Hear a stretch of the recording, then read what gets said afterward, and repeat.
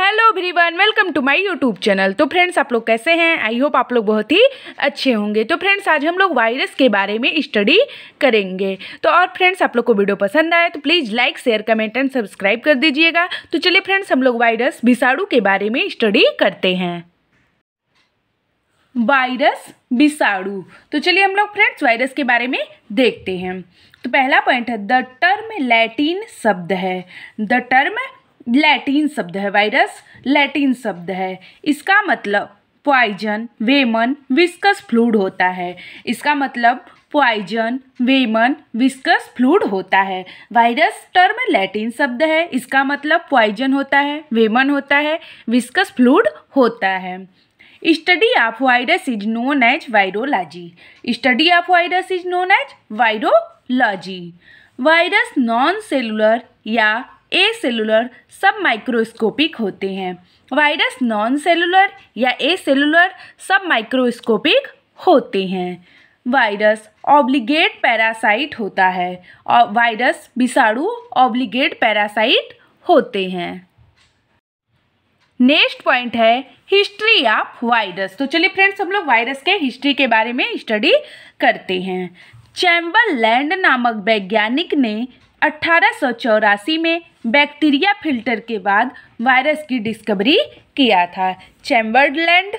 चैम्बरलैंड नामक साइंटिस्ट ने 1884 में बैक्टीरिया फिल्टर के बाद वायरस की डिस्कवरी किया था, वायरस की खोज किया था।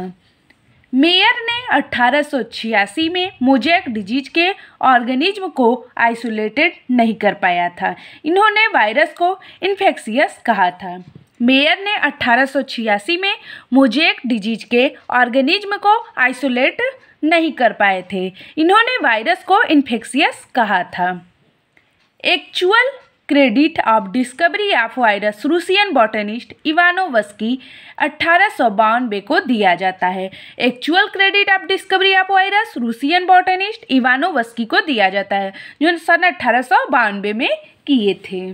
नेक्स्ट है, इवानोवस्की ने टीएमबी टोबैको मोज़ेक वायरस की खोज किया था। इवानोवस्की ने टोबैको मोज़ेक वायरस टीएमबी की खोज किया था।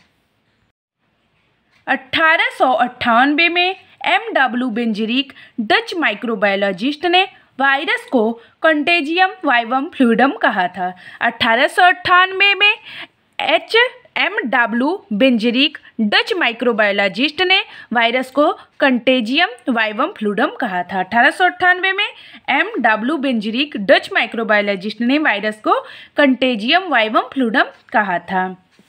एफडब्ल्यूटी वार्ट एंड 1915 में और डी हेरेल 1917 में बैक्टीरिया ईटर वायरस या बैक्टीरियोफेज वायरस या virus which infect in bacteria की खोज की थी। एफडब्ल्यू टोआर्ट 1915 एंड डी हेरेल 1917 में बैक्टीरिया ईटर वायरस, बैक्टीरिया को खाने वाले वायरस या बैक्टीरियोफेज वायरस या virus which infect in bacteria की खोज की थी। नेक्स्ट है, 1935 में WM स्टैनले ने टीएमबी टोबैको मोज़ेक वायरस का क्रिस्टलीकरण करके बॉटल में भरा था। 1935 में WM स्टैनले ने टीएमबी टोबैको मोज़ेक वायरस का क्रिस्टलाइजेशन करके बॉटल में भरा था। 1935 से 37 में NW Pierre and FC Bowden ने सबसे पहले वायरस का केमिकल नेचर दिया था। 1935 से 37 में NW Pierre and FC Bowden ने सबसे पहले वायरस का केमिकल नेचर दिया था, जिसमें इन्होंने यह बताया कि वायरस न्यूक्लियोप्रोटीन के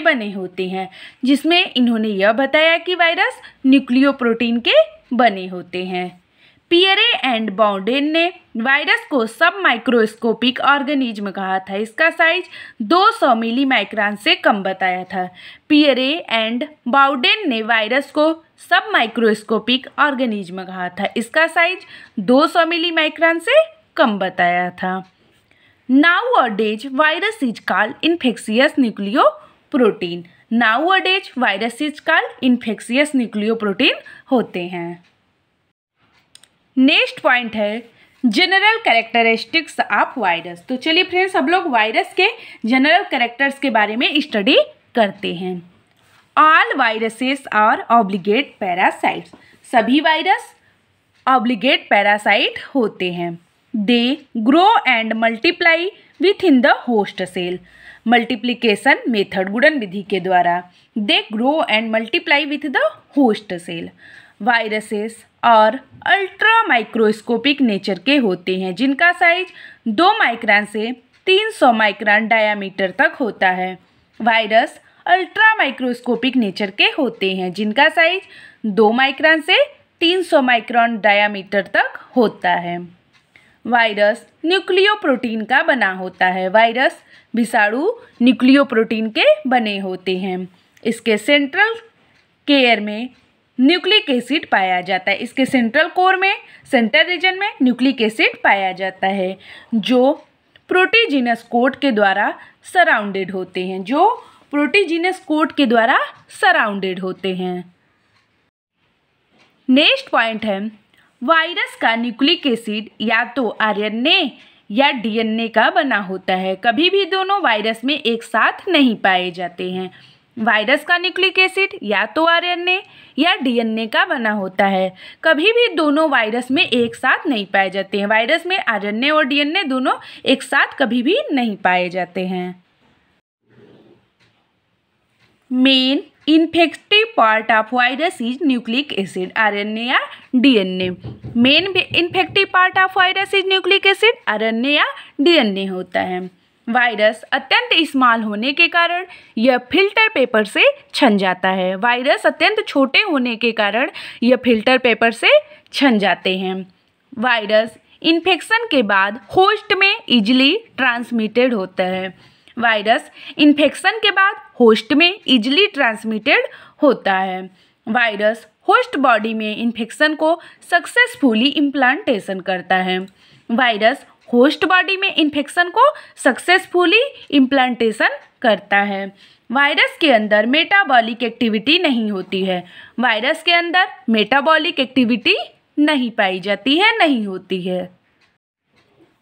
नेक्स्ट पॉइंट है, वायरस इन्फेक्शन के लिए नो एंटीबायोटिक्स इफेक्टिव होता है। वायरस इन्फेक्शन के लिए नो एंटीबायोटिक्स इफेक्टिव होते हैं। Non living characters of virus. चलिए फ्रेंड्स, हम लोग वायरस के नॉन लिविंग कैरेक्टर्स के बारे में जान लेते हैं। नो प्रोटोप्लाज्म, इसमें प्रोटोप्लाज्म नहीं होता है। नो एंजाइम, एंजाइम नहीं पाए जाते हैं। नो रिस्पायरेशन, वायरस में रिस्पायरेशन, श्वसन नहीं होता है। दे कैन बी क्रिस्टलाइज, ये क्रिस्टलाइज्ड होते हैं। Can not grow in culture medium, ये कल्चर मीडियम में ग्रो नहीं करते हैं। नेक्स्ट है लिविंग कैरेक्टर्स ऑफ वायरस। चलिए फ्रेंड्स, हम लोग वायरस के लिविंग कैरेक्टर्स के बारे में जान लेते हैं। दे कंटेन न्यूक्लिक एसिड, जिससे यह प्रोटीन सिंथेसाइजेशन भी कर सकते हैं। ये न्यूक्लिक एसिड रखते हैं जिससे यह प्रोटीन सिंथेसाइजेशन भी कर सकते हैं। नेक्स्ट पॉइंट है, they can multiply into living host. They can multiply into living host. They causes disease, ये डिजीज कॉज्ड करते हैं। एवं कैरेक्टर्स के बेस पर वायरसेस को लिविंग्स एंड नॉन लिविंग्स के ट्रांजिशनल ग्रुप में रखा गया है। एवं कैरेक्टर्स के बेस पर, लक्षण के आधार पर, कैरेक्टर के आधार पर वायरस को लिविंग्स एंड नॉन लिविंग्स के ट्रांजिशनल ग्रुप में रखा गया है। वायरस सजीव और निर्जीव के बीच की कड़ी होते हैं। वायरस विषाणु सजीव और निर्जीव के बीच की कड़ी होते हैं। नेक्स्ट है क्लासिफिकेशन ऑफ वायरस। तो चलिए फ्रेंड्स, हम लोग वायरस के क्लासिफिकेशन को शॉर्ट में देख लेते हैं। सन 1948 में FO होल्मेस ने ऑर्डर वायरल्स के 3 सब ऑर्डर में डिवाइड किए गए। सन 1948 में FO होल्मेस ने ऑर्डर वायरल्स के 3 सब ऑर्डर में डिवाइड किए। पहला है फाइटोफैजनी, प्लांट्स में इन्फेक्शन करने वाले वायरस होते हैं। जो फाइटोफैजनी है वो प्लांट्स में इन्फेक्शन करने वाले वायरस होते हैं। दूसरा है जूफैजनी, एनिमल्स में इन्फेक्शन करने वाले वायरस होते हैं। जूफैजनी एनिमल्स में इन्फेक्शन करने वाले वायरस होते हैं। तीसरा है फैजनी, बैक्टीरिया में इन्फेक्शन करने वाले वायरस होते हैं। फाइटोफैजनी प्लांट्स में इन्फेक्शन करने वाले वायरस होते हैं। जूफैजनी एनिमल में इन्फेक्शन करने वाले वायरस होते हैं। फैजनी बैक्टीरिया में इन्फेक्शन करने वाले वायरस होते हैं।